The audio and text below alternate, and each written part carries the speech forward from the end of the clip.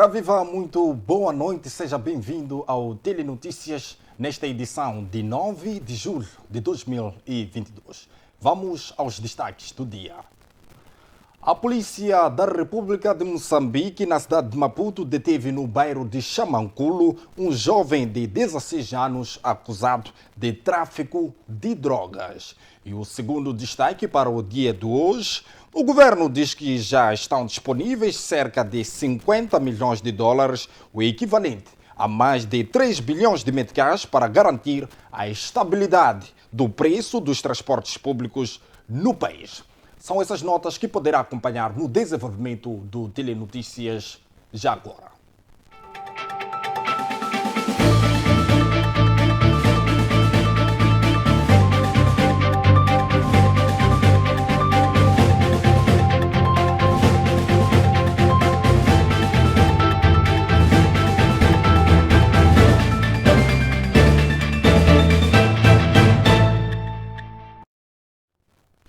A Polícia da República de Moçambique, na cidade de Maputo, deteve no bairro de Xamanculo um jovem de 16 anos acusado de tráfico de droga. O indiciado nega o seu envolvimento no crime. Este jovem, na imagem de 16 anos de idade, está a contas com as autoridades policiais após ser neutralizado com uma quantidade específica de droga. Me encontraram com esse plástico aqui. Onde é que foi encontrado? Nos becos de lá, quase na minha zona lá. Xamanculo C. Me entregaram quando estava a caminho da escola. Me entregaram para passar a deixar numa casa. Foi Edilson, o dono disso aqui, me encontrou ali na estrada. Ele estava a beber, pediu para eu passar a deixar em casa dele, eu não sabia o que era. Não perguntei, só disse passar a deixar essa cena no meu place. E qual é a tua relação com esse Edilson? É aquela de... Ele namora com uma miúda da minha zona, com uma moça da minha zona. E ele estava a beber, decidiu, como está aí para a escola, passar a deixar isso aqui na minha casa. Eu quando entrei dos becos, passei os polícias. E eles me mandaram para lá à frente, disseram o que é isso aí? Ele disse, só me vai deixar essa e-mail na minha casa. Eu disse, só mexe que estão aqui. Depois disseram, vem para aqui. Se eu soubesse o que era, ia fugir. Eles disseram, vem para aqui, fui para ele mesmo. Disseram, me dá plástico, eu entreguei plástico. Você não achou suspeito que a polícia ter chegado aqui? Não, eles estavam parados com outro senhor no beco. Não, eu estava apressado, já havia atrasado até quando estava a ir à escola. A Polícia da República de Moçambique, na voz de seu porta-voz Leonel Muxina, diz que o jovem foi encontrado no bairro de Xamanculo enquanto ia à escola. Bom, dizer que a primeira situação refere-se a um aluno de 16 anos de idade apenas, que é flagrado a transportar em sua sacola cerca de 1 quilo de droga que nós nomeadamente designamos que é a cannabis sativa e vulgarmente conhecida por surume. Bom, a grande preocupação neste fato não está só no transporte envolvendo o menor, está no aprimoramento dos criminosos, dos traficantes, em usarem estes menores como fonte de distribuição da cannabis sativa. Por presumir-se que estes menores, por si só, pela ingenuidade, podem não trazer, portanto, desconfiança das autoridades fiscalizadoras e vão usando estas crianças para este transporte. E pode-se agravar a situação se esta droga for levada às escolas. Nós estamos numa campanha constante de retirada não só de bebidas alcoólicas, mas também de drogas nas escolas, por entendermos que há proliferação deste produto a nível das escolas da cidade de Maputo.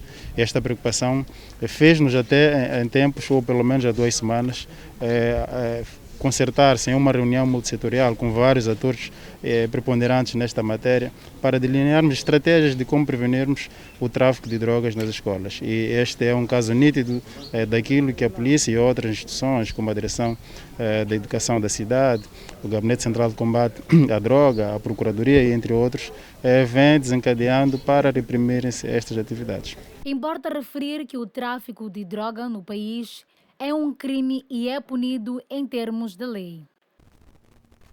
Ainda em torno do combate ao crime, a polícia na cidade de Maputo deteve 4 indivíduos acusados de homicídio com recurso a uma faca. Estes 4 jovens na imagem estão a contas com as autoridades policiais por homicídio que foi motivado pelo desentendimento entre eles e a vítima. Chamo-me Camurdine Ambassaide, estudo na Estrela Vermelha. O que aconteceu é que o irmão dele me encontrou, eu disse, tem uns miúdos que levaram minhas coisas, vamos lá. Eu, naquelas de cá, são miúdos, vamos. Quando chega no exato local, começou a ameaçar, uns moços estavam ali a vender pipoca.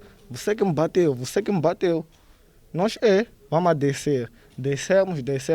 Depois, ele, não sei, foi levar o que me dá pegar uma faca. Depois, eu logo devolvo a faca, porque ele disse, vamos lá subir naqueles. Eu devolvo a faca dele. Depois eu digo, esse está grosso, pessoal, vamos lá voltar para a zona. Cada um, este de Dinito, nossos amigos, cada um entrou nas suas casas. Eu e ele fomos para a casa dele para experimentar as vaianas dele, que ele queria me vender. E depois ouvimos um grupo a passar, que eram eles que estavam a passar. De cá, não podem acostumar putos da zona, essas coisas aí. Depois nós seguimos de trás. Quando eles já estavam naquela casa, nós quando fazemos isso, já ouvi garrafas. Nós também começamos a correr. E é por isso que nos contaram também no grupo, por causa de fofoca. Então... Eles estavam com a faca que ele me entregou, que depois eu devolvi para ele. Eu disse que esse está grosso, do jeito que ele está a falar. Porque ali foi tudo muito rápido. Conforme nós dois estamos assim, foi tudo muito rápido. Eles começaram a entrar, começaram a confusão. Nós, quando atravessamos a estrada para ver o que está a acontecer, já estamos a ouvir eles, já estamos a ver eles já saírem, já andarem a tirar garrafa. Nós também corremos. O tal Sindiça que esfaqueou o homem que morreu é que foi levar os irmãos, porque ele queria levar a nós. E até me deu uma faca para eu pegar. Eu devolvi, eu disse que você está grosso, vamos lá voltar, pessoal. Nós todos fomos para casa. É aí que onde foi brincadeira, só que eles passaram a falar que não podem acostumar putos da zona, o que a falar esse tipo de coisa. E nós quando chegamos ali a seguir de trás, estamos a ver, estão a partir, já estavam lá dentro. E nós quando atravessamos para ver bem de perto o que está a acontecer, eles começam a sair a correr, a se pegar, e começaram a gritar, ladrão. Nós também começamos a fugir. E é aí onde nos contaram também, nós como membros do grupo. Esses miúdos chegaram no campo das Mangueiras, disseram que eles já sofreram, eles bateram. Eu perguntei quem vos bateu. Eles disseram que foram os miúdos de Alto, mas nós perguntamos por que e não disseram por que. Nós dissemos, vamos saber o que aconteceu. Quando chegamos lá, os dois já adiantaram para frente, chegaram na casa, lutaram, picaram a pessoa. Quando eu entro na casa para tirar o meu irmão, começam a fugir, nós todos saímos da casa, é o que eu sei, não sei mais nada disso. Não cheguei de ver quando eles começaram a lutar. Isso, quando lhe bateram, assim disse. Eu estava aqui nessa estrada da Avenida Angola, estava com um amigo, estava a comer uma coisa. Eu quando voltou para casa, quero comprar aquilo ali voltei para casa, quero ir comprar crédito. E quando eu se encontro com ele, está a ver? E quando ele diz, lhe bateram, está a dizer irmãos dele e mais 2 amigos de irmão dele. Então ele vamos. Eu fiquei com eles atrás. Não, você veio no campo, me chamou que te bateram. Você veio com o meu irmão. Eu decidi que me bateram? Sim, você falou que te bateram. Você veio com o teu irmão. Não mente aqui. Decidi que me bateram, cheguei de ir para lá. E quando saio, vamos para lá. Quando vão, chego lá. Cheguei, parei eu assim, tinha dinheiro na mão, de troca eu voltei com ele, quando quero meter no bolo. Dinheiro cai, eu estou a apanhar moeda. E quando eles começam com barulho, eu faço isso, fecho. Ele, irmão dele, entra ali naquela casa com outro irmão dele. Chegam, dão 2 chapadas. Aqui Elísio, que estava ali na máquina de pipoca. Chegam e dão 2 chapadas. E quando de repente o irmão dele se disse, tira aquela coisa ali de faca. Começa a picar, e quando ele já entra naquela casa, puxa o irmão dele, lhe tira para fora. Tá vendo? E quando já saem pessoas daquela casa, começam a sair com pau, começam a correr, eles seguir, eles correm, nós também corremos. Infelizmente, refere-se a um homicídio. Este homicídio acontece no bairro de Chamanculoá, na quinta-feira, de onde é vítima um cidadão de 26 anos de idade. Os fatos ocorrem quando um dos indiciados, sentindo-se injustiçado por uma provável agressão destas vítimas, teria reunido em forma de gangue cerca de 8 jovens de 16 a 20 anos de idade para retaliar esta agressão provável que teria sofrido. Nesta situação, teriam se feito a casa, portanto, das vítimas e com recurso a facas, mas também a garrafas, teriam imobilizado estas duas vítimas e teriam espetado, portanto, primeiro a garrafa, depois a faca e, infelizmente, nesta situação, um dos jovens veio a perder a vida e o outro encontra-se gravemente ferido no Hospital Central. Os trabalhos decorrem, sabe-se que são 8 indivíduos, nós temos agora sob custódia 4. Todos os esforços estão a ser conduzidos, que é para neutralizarmos de forma completa todos estes elementos desta quadrilha, porque a gravidade da infração que cometeram vai naturalmente conduzir à detenção, se calhar à prisão destes adolescentes e jovens. Refere-se que o suposto ator do crime pôs-se em fuga depois de cometer o ato. Ainda na atualidade nacional, vamos à notícia que dá conta que o vereador para a área de mobilidade, transporte e trânsito no município de Maputo, José Nicolas, afirma que a cidade capital do país não tem problemas de transporte, apenas julga necessária a melhoria da gestão de infraestruturas. O vereador falava à margem da sessão sobre o projeto ambiental. A cidade de Maputo em si não tem problemas de transporte. Nós não podemos olhar hoje apenas para a cidade de Maputo, temos que olhar para a área metropolitana. E é a razão pela qual que o governo decidiu criar a Agência Metropolitana de Transporte, porque entende que a cidade de Maputo hoje é visitada diariamente por cerca de 800 mil munícipes, sendo 365 mil munícipes o utilizador dos transportes públicos, portanto, que entram para a cidade de Maputo e saem diariamente. O vereador José Nicolas salienta ainda que o número existente de transporte é suficiente para cobrir a demanda. Temos perto de 450 autocarros e cerca de 3.500 viaturas semicoletivos a fazer o transporte para esta área metropolitana e consideramos que é número suficiente para cobrir aquilo que é a demanda. Temos que melhorar a questão da gestão dos transportes e melhorar também as infraestruturas. Falando da subida do preço dos combustíveis e a ideia do governo de subsidiar os transportes, José Nicolas afirma: nós contamos que com essa solução vamos poder ter todos os operadores, portanto, esses 450 autocarros a circularem a nível da área metropolitana, de certeza vão trazer mais valia em termos de capacidade de transporte. A Resistência Nacional Moçambicana, o partido Renamo, defendeu que o impacto da guerra entre a Rússia e a Ucrânia na economia do país é agravado pela má governação, apontando o atraso na agricultura como exemplo de políticas erradas.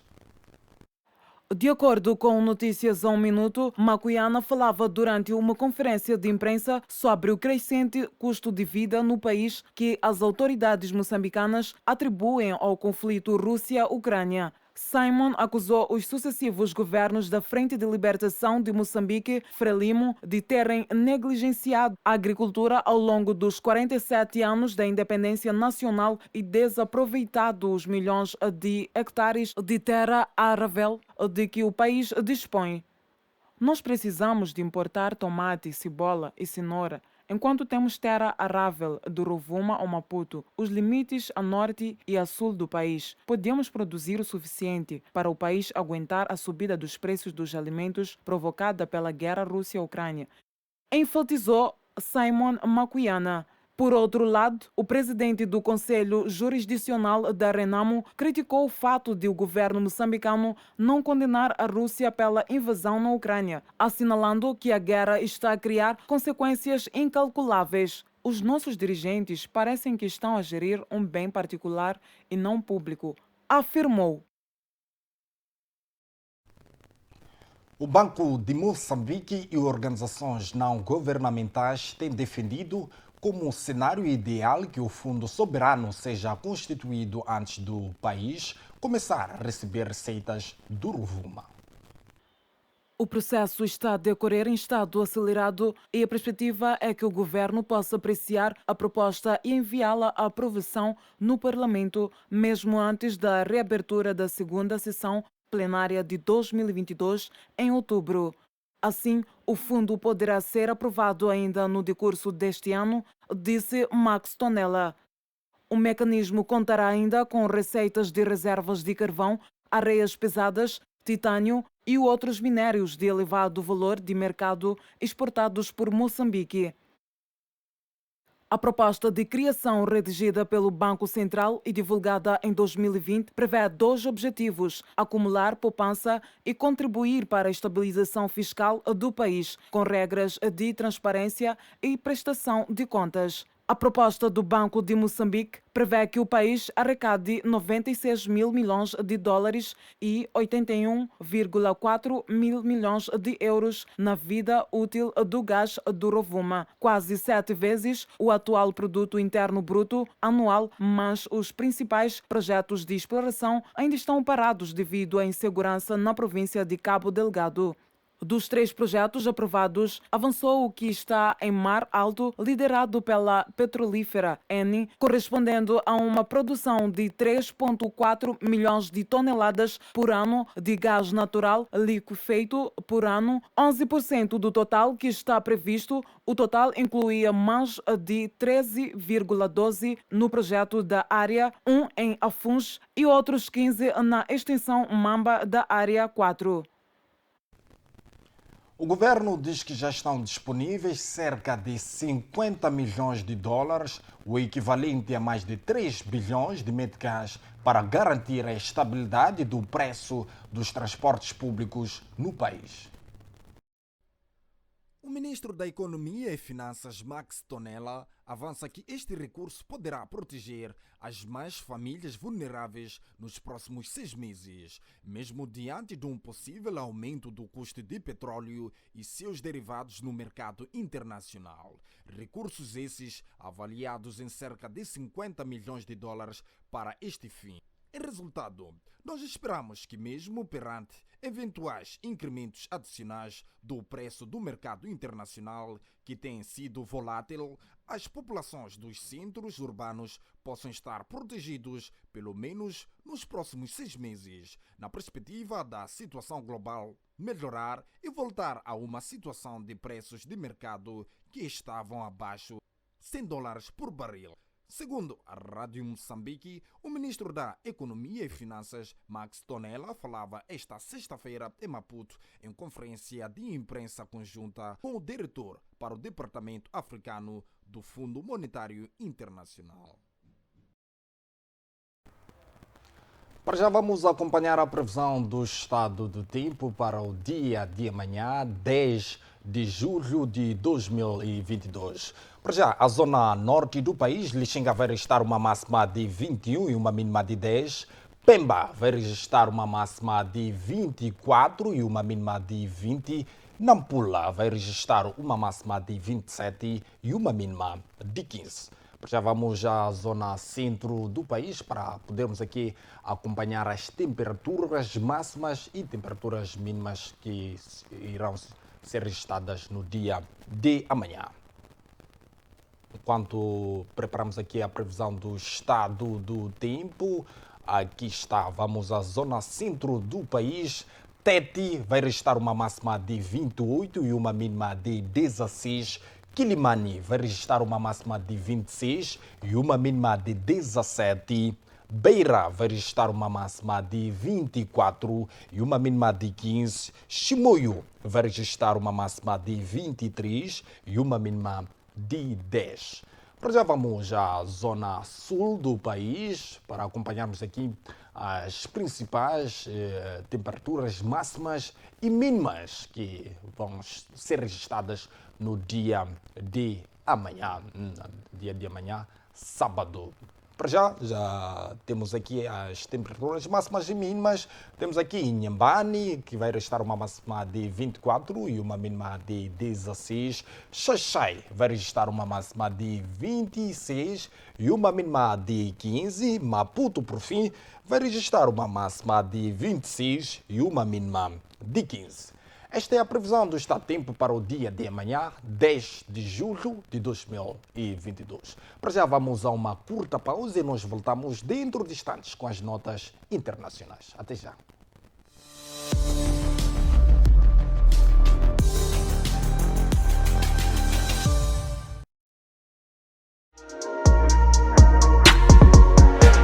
Olá família, eu sou o Manas Laser e desta forma eu passo para lhe fazer o convite a assistir o programa FTV Hits. Programa este que vai ao ar de segunda a sexta a partir das 16h30. Eu só quero estar, mas ninguém.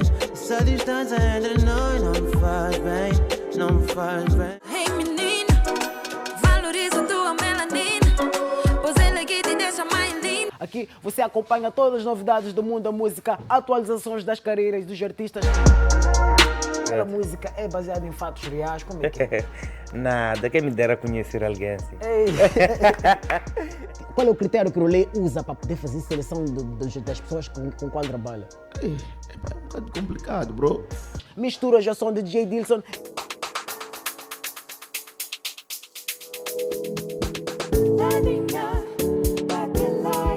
Vídeos e muito mais.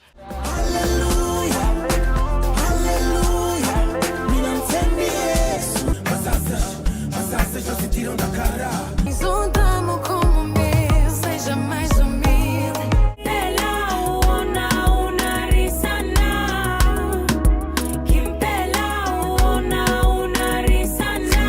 Fiquem sempre ligados ao bom do entretenimento aqui no programa FTV Hits, na televisão FTV.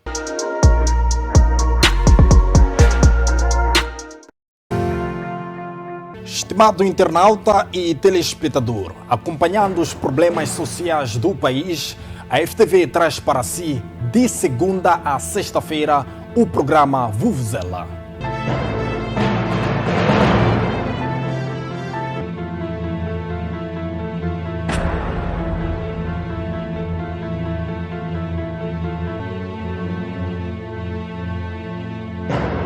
Jornalismo dinâmico e responsável, trazemos as notícias do dia a dia dos moçambicanos. Desde casos candentes. Quem dominava essas tabelas pequenas era eu. Quem fazia os cálculos era eu. Essa é que é a confusão. Muito bem. Desculpa, meritíssimo, posso acrescentar? Só quero acrescentar para esta confusão ficar esclarecida. Debates e também reportagens na sua localidade. Esses gatunos quando entram na cadeia não ficam. Logo saem. Estou cansado, mas deixam da gente as nossas casas. Não tem onde dormir, não tem nada. É água só. Que paga aqui nesse bairro não existe. Não existe que pague nesse bairro.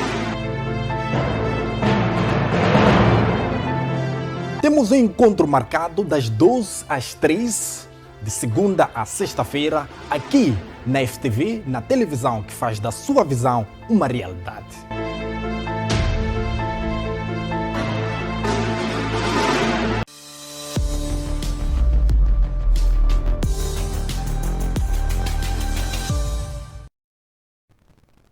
Estamos de volta à segunda parte do Telenotícias. Para já vamos à atualidade internacional.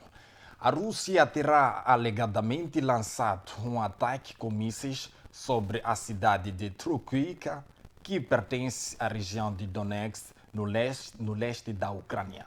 A informação foi avançada pelo governador da região, Paulo, que noticia o The Guardian. Com base em informações preliminares, o governador adiantou que um hospital, o Palácio da Cultura, edifícios residenciais e um parque infantil foram danificados na sequência dos bombardeamentos. Ainda não existem quaisquer dados quanto às vítimas. Kierlenko disse ainda que os russos também dispararam contra uma estação ferroviária em Chizovoyar, onde várias pessoas terão ficado feridas. Durante a noite, também a cidade de Irning esteve debaixo do fogo, o que resultou no corte de linhas elétricas e na destruição de edifícios residenciais e de infraestruturas. Há ainda a lamentar 2 feridos. A notícia que acabamos de acompanhar dava conta que a Rússia terá alegadamente lançado um ataque com mísseis sobre a cidade de Trukiva, que pertence à região de Donetsk, no leste da Ucrânia.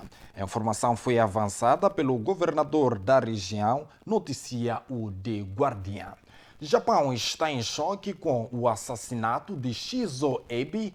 O antigo primeiro-ministro foi assassinado esta sexta-feira durante um comício eleitoral para as eleições parlamentares de 10 de julho na cidade de Nara. Abe tinha 67 anos de idade. Discursava numa ação de campanha de um candidato do Partido Democrático quando foi alvejado pelas costas. O ataque aconteceu por volta das 11h30 da manhã.